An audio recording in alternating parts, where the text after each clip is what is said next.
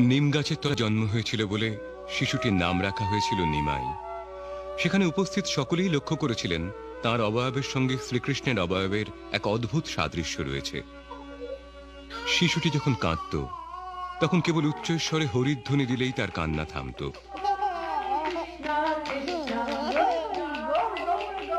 এইভাবে তার শৈশবেই শ্রীচৈতন্য মহাপ্রভু ছলনা করে তার আন্দোলন শুরু করেছিলেন।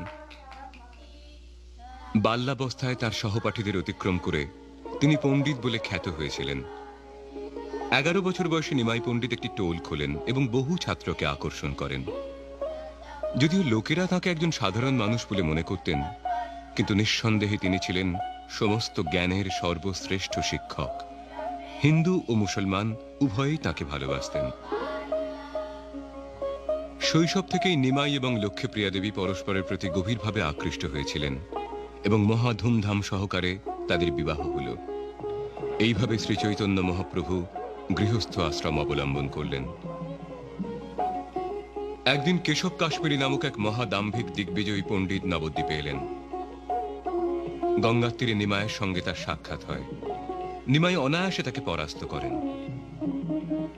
সেদিন রাত্রে সরস্বতী দেবী কেশব কাশ্মীরিকে স্বপ্নে দর্শন দিয়ে বলেন, কেশব, নিমাই পণ্ডিত সমস্ত বিদ্যার পরম উৎস। তিনি তোমার পরম আরাধ্য, পরম প্রভু স্বয়ং শ্রীকৃষ্ণ। তারপরের দিন কেশব কাশ্মীরি অত্যন্ত বিনীতভাবে নিমাই পণ্ডিতের কাছে আত্মনিবেদন করে তার অনুগামী হন। নিমাই পণ্ডিতের এই জয়ের কথা সর্বত্র ছড়িয়ে পড়ে। 1508 খ্রিস্টাব্দে নিমাই পণ্ডিতের জীবনে এক অদ্ভুত পরিবর্তন আসে। গয়ায় তীর্থ করতে গিয়ে শ্রীপাদ ঈশ্বরপুরীর সঙ্গে তার সাক্ষাৎ হয়। তিনি তার কাছে দীক্ষা গ্রহণ করেন।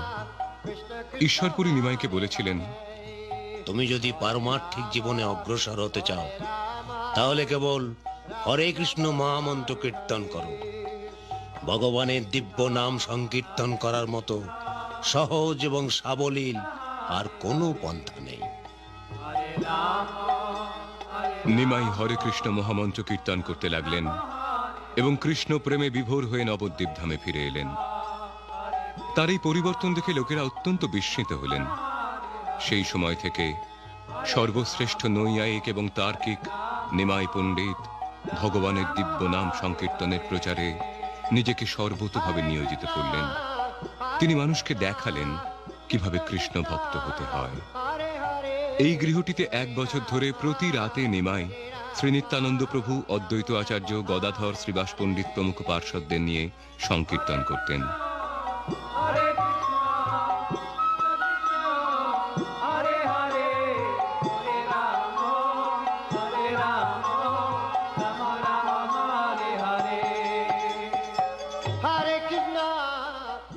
একদিন রাত্রে নিমাই তার অনুগামীদের দেখান যে তিনিই হচ্ছেন সমস্ত অবতারের অবতারী পরমেশ্বর ভগবান শ্রীকৃষ্ণ। এইভাবে সমস্ত ভক্তরা পূর্ণরূপে অবগত হলেন যে নিমাই হচ্ছেন পরমেশ্বর ভগবান শ্রীকৃষ্ণ।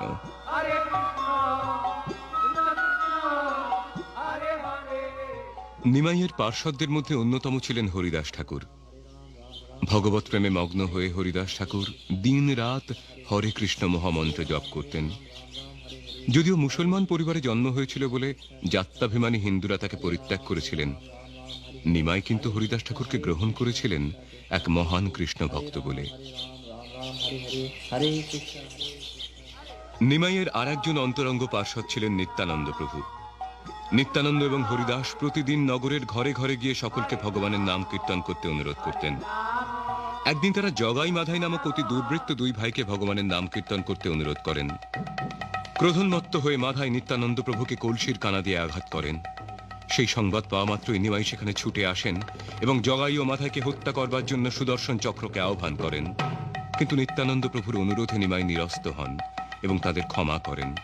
নিত্যানন্দ প্রভুর করুণায় জগাই ও মাধাই শ্রীচৈতন্য মহাপ্রভুর পাদপদ্মে শরণাগত হন এবং তাদের পাপময় জীবন পরিত্যাগ করেন। কীর্তনের দিব্য আনন্দ সর্বত্র উদ্বেল হয়ে উঠল। নবদ্বীপের মানুষের হৃদয়ে ও মনে তা আনলো আনন্দের জোয়ার। কিছু মুসলমান ও কিছু ব্রাহ্মণ সেই আনন্দ সহ্য করতে পারল না।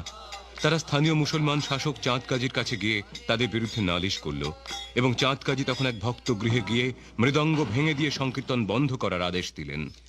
আর যদি কখনো কেউ এভাবে কীর্তন করে তাহলে আমি তার সম্পত্তি বাজেয়াপ্ত করে নেব। নির্ভীকভাবে সেই আদেশের প্রতিবাদ করেছিলেন নিমাই। তাঁর ডাকে লক্ষ লক্ষ লোকের সমাবেশ হয়েছিল এবং তাদের নিয়ে তিনি ভারতে প্রথম আইন অমান্য আন্দোলন করেছিলেন। অচিরেই তাঁরা চাঁদ কাজীর গৃহে উপস্থিত হয়েছিলেন এবং তাদের দেখে চাঁদ কাজী উপলব্ধি করতে পেরেছিলেন নিমাইয়ের সংকীর্তন আন্দোলনের জনপ্রিয়তা।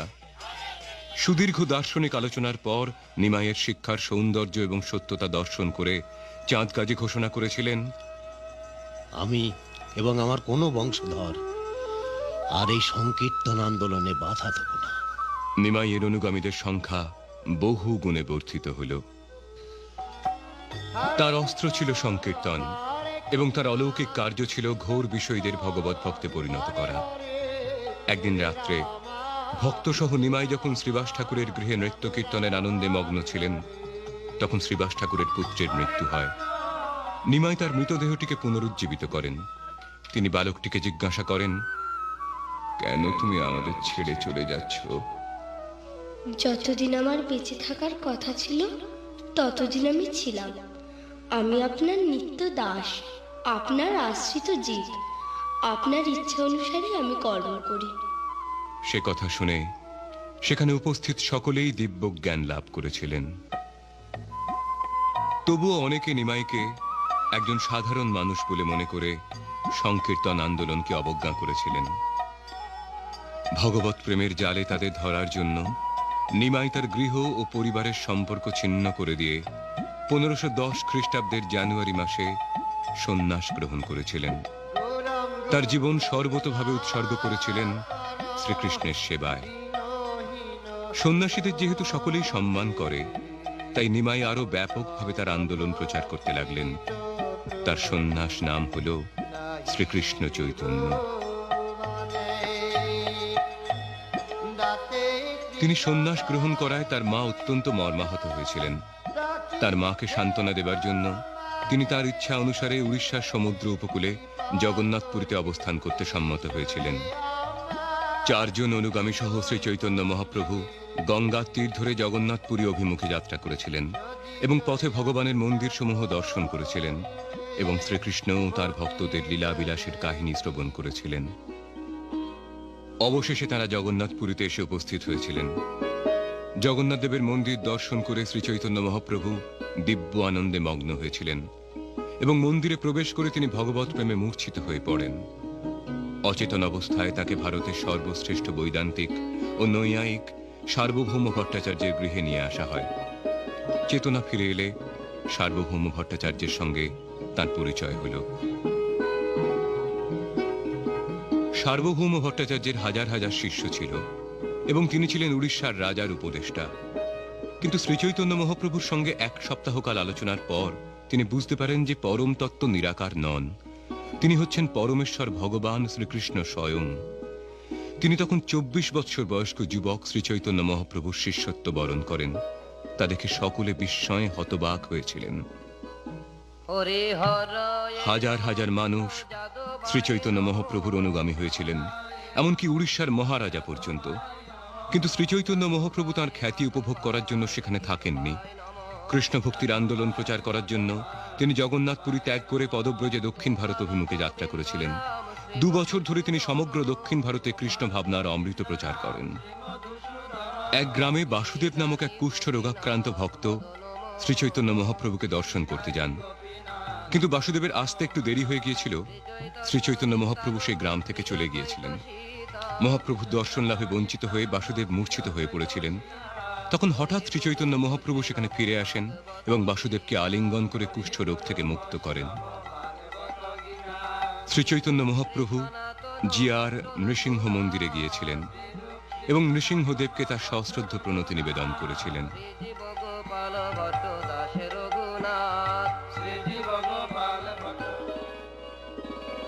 শ্রীচৈতন্য মহাপ্রভু যখন গোদাবরী নদীর তীরে ভগবানের নাম জপ করছিলেন, তখন মাদ্রাজের শাসনকর্তা মহাভাগবত রামানন্দ রায় সেখানে এসে উপস্থিত হন।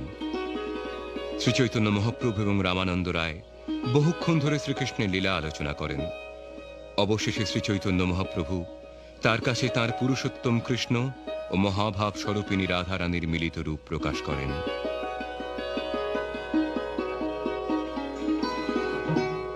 শিবকাঞ্চিতে এসে শ্রী চৈতন্য মহাপ্রভু এক অতি প্রাচীন মন্দিরে শিবের বিগ্রহ দর্শন করেন।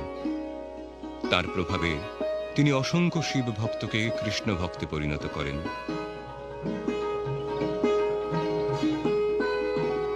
নিকটবর্তী বিষ্ণুকাঞ্চিতে গিয়ে তিনি দিব্য আনন্দে ভগবানের নাম কীর্তন করেন। 500 ফুট উঁচু পক্ষীতীর্থে শিবের আরেকটি মন্দির আছে। কথিত আছে যে অনাদিকাল ধরে প্রতিদিন 2টি পাখি এখানে এসে পূজারীর কাছ থেকে প্রসাদ গ্রহণ করেন। দক্ষিণ ভারত পরিক্রমাকালে শ্রী চৈতন্য মহাপ্রভু এই মন্দির দর্শন করেন। 7টি প্রাচীর বেষ্টিত শ্রীরঙ্গম মন্দির ভারতের বৃহত্তম মন্দির।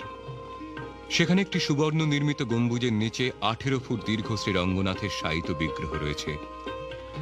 বর্ষার 4 মাস এখানে থেকে শ্রী চৈতন্য মহাপ্রভু চাতুর্মাস্য ব্রত যাপন করেছিলেন। প্রতিদিন বহু লোক তাকে দর্শন করে জড়জগতের দুঃখ দুর্দশা থেকে মুক্ত হতেন।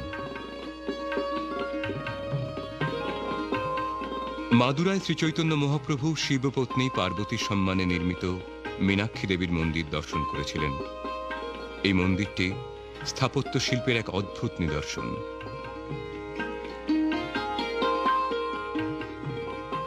ভারতের দক্ষিণ প্রান্তে কন্যাকুমারিকায় শ্রী চৈতন্য মহাপ্রভু মলয় পর্বত দর্শন করেছিলেন।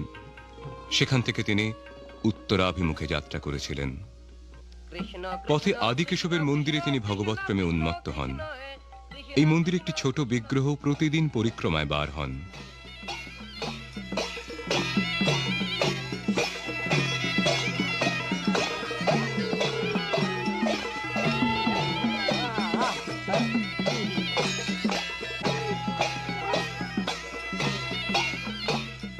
এই মন্দিরে শ্রী চৈতন্য মহাপ্রভু ব্রহ্ম সংহিতা নামক একটি লুপ্ত শাস্ত্রের একটি অধ্যায় উদ্ধার করেন। সেটি হাতে লিখে এক দুর্মূল্য রত্নের মতো তিনি সঙ্গে করে নিয়ে যান।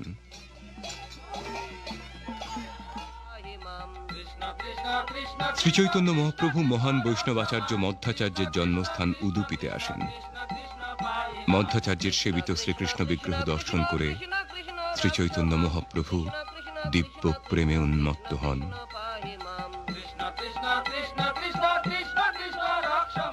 শ্রী চৈতন্য মহাপ্রভু যখন নগর ও গ্রামের মধ্য দিয়ে যেতেন তখন তাঁর দর্শনে বহু লোকের সমাগম হতো।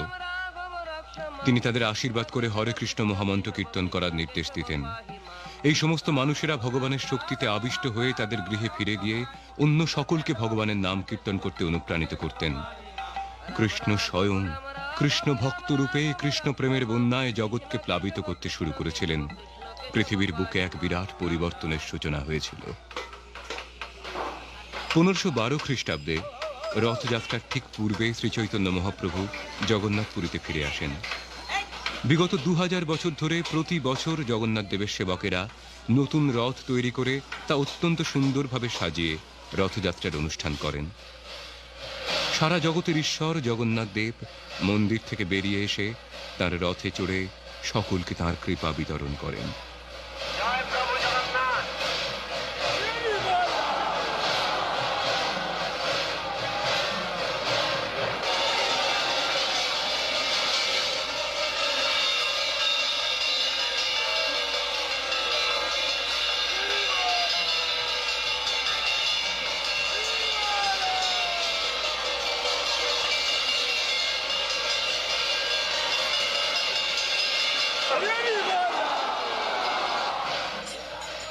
জগন্নাথ দেবের সঙ্গে অন্য আর 2টি রথে তার জ্যেষ্ঠ ভ্রাতা বলরাম এবং তার ভগ্নী সুভদ্রা দেবী থাকেন।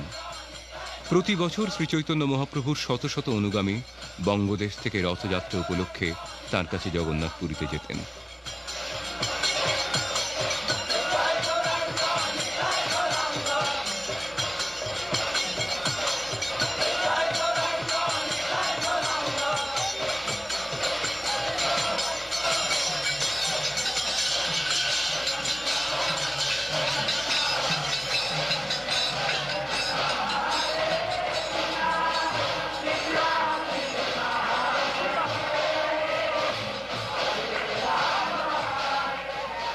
7টি দলে তার ভক্তদের বিভক্ত করে শ্রীচৈতন্য মহাপ্রভু সেই বিশাল রথের চারপাশে তাদের স্থাপন করতেন।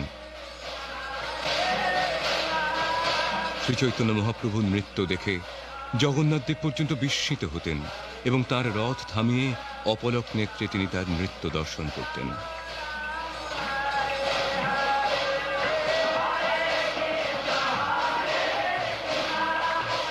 জগন্নাথ দেব হচ্ছেন শ্রীকৃষ্ণ এবং তার রাজ ঐশ্বর্য ত্যাগ করে তার শৈশবের লীলাভূমি বৃন্দাবনে যাওয়ার লীলা এই রথযাত্রা।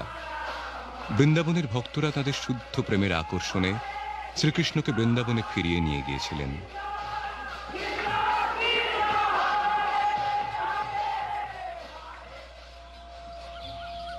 বৃন্দাবন, যেখানে সকলের হৃদয়ে শুদ্ধ কৃষ্ণ প্রেমে পূর্ণ।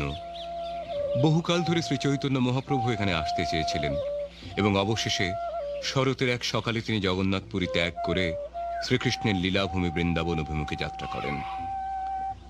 পথে ঝাড়িখান্ডের গভীর বনের মধ্যে দিয়ে যাওয়ার সময় তার গভীর কৃষ্ণ প্রেমে আকৃষ্ট হয়ে বনের হিংস্র পশুরা তাদের পাশবিক প্রবৃত্তি ত্যাগ করে তার সঙ্গে ভগবানের নাম কীর্তন করেছিল। জগন্নাথপুরীতে শ্রীচৈতন্য মহাপ্রভু ভগবৎ প্রেমে আবিষ্ট ছিলেন, কিন্তু বৃন্দাবনের বনে এসে তার সেই প্রেম শত সহস্র গুণে বর্ধিত হয়েছিল। শ্রীচৈতন্য মহাপ্রভু, শ্রীকৃষ্ণ স্বয়ং এবং তিনি তার অন্যান্য বন্ধু বৃন্দাবনের পশু পক্ষী বৃক্ষ লতাদের চিনতে পেরেছিলেন। তারাও তাদের প্রভুকে পুনরায় দর্শন করে আনন্দে উদ্বেল হয়েছিল। প্রতিদিন সকালে শ্রীচৈতন্য মহাপ্রভু এই তেঁতুল গাছটির নিচে বসে হরে কৃষ্ণ মহামন্ত্র জপ করার দিব্য আনন্দ আস্বাদন করতেন। সন্ধ্যাবেলা তিনি দর্শনার্থীদের কাছে ভগবানের নাম কীর্তন করার পরম প্রয়োজনীয়তা বিশ্লেষণ করতেন। শ্রীচৈতন্য মহাপ্রভুর পদচিহ্ন আজও সেই স্মৃতি বহন করছে। শ্রীচৈতন্য মহাপ্রভু তাঁর সবচাইতে অন্তরঙ্গ 2 পার্ষদ রূপ এবং সনাতন গোস্বামীকে বৃন্দাবনে বাস করে লুপ্ত তীর্থ উদ্ধার ও শাস্ত্রগ্রন্থ রচনার নির্দেশ দেন। রূপ এবং সনাতন এবং অন্য 4 জন মহাপণ্ডিত গোস্বামী পৃথিবীর সবচাইতে বিশাল এবং সবচাইতে গভীর শাস্ত্রসমূহ প্রণয়ন করেছিলেন।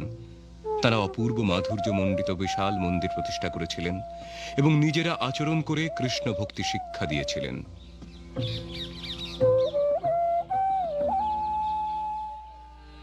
ছ বছর ধরে শ্রীচৈতন্য মহাপ্রভু ভারতবর্ষের বিভিন্ন স্থানে ভ্রমণ করেন। এখন তার বয়স 30 বছর। তার ভৌমলীলার বাকি 18টি বছর তিনি তার অন্তরঙ্গ পার্শ্বদের নিয়ে জগন্নাথপুরীতে অতিবাহিত করেছিলেন। হরিদাস ঠাকুর তখন বৃদ্ধ।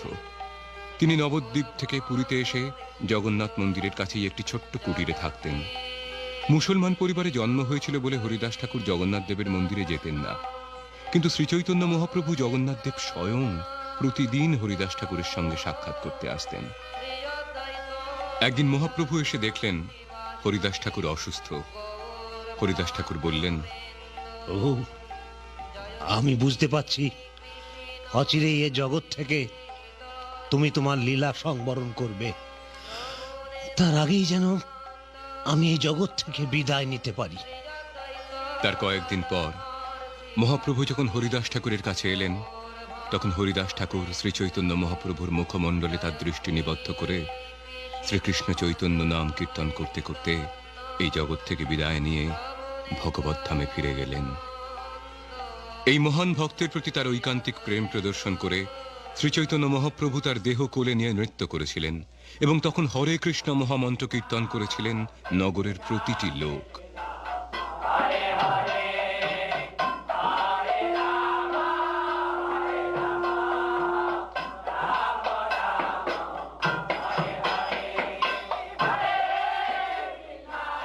হরিদাস ঠাকুরের নির্বাণ উপলক্ষে শ্রীচৈতন্য মহাপ্রভু কৃষ্ণ নাম কীর্তনের প্রভাবে সিদ্ধিপ্রাপ্ত হরিদাস ঠাকুরের জয়ধ্বনি দিতে দিতে সমস্ত ভক্তদের প্রচুর প্রসাদ বিতরণ করেছিলেন।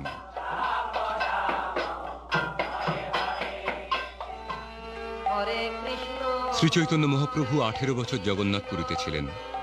প্রতিদিন তিনি মন্দিরে নৃত্য করতেন, কীর্তন করতেন এবং তার দর্শনার্থী অগণিত মানুষকে উপদেশ দান করতেন। রাতে তিনি গম্ভীরা নামক এই ছোট্ট ঘরটিতে থাকতেন, যেখানে তার পাদুকা এবং কমণ্ডলু আজও রয়েছে। কৃষ্ণ প্রেমের মাধুর্যে আবিষ্ট হয়ে তিনি অচিন্ত দিব্য ভাব অনুভব করতেন। একদিন রাত্রে শ্রীচৈতন্য মহাপ্রভু যখন মহানন্দে বৃন্দাবন মনে করে উদ্যানে ভ্রমণ করছিলেন, তখন হঠাৎ তিনি কৃষ্ণকে দেখতে পেলেন। কৃষ্ণকে ধরবার জন্য তিনি তার দিকে ছুটলেন, কিন্তু শ্রীকৃষ্ণ হেসে অদৃশ্য হলেন। আরেকদিন রাত্রে ভক্তরা শ্রীচৈতন্য মহাপ্রভুকে খুঁজতে খুঁজতে দেখলেন তিনি কৃষ্ণ বিরহে মূর্ছিত হয়ে জগন্নাথ মন্দিরের কাছে পড়ে রয়েছেন।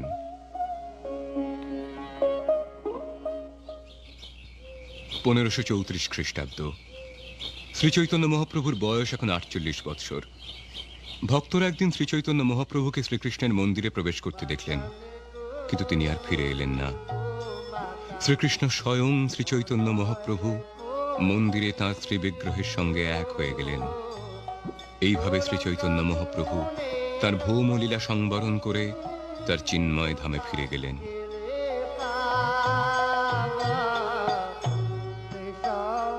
শ্রীচৈতন্য মহাপ্রভু প্রদত্ত শ্রীকৃষ্ণ ভক্তির অমৃতময় সংস্কৃতি গুরু শিষ্য পরম্পরার ধারায় প্রবাহিত হয়ে আসছে।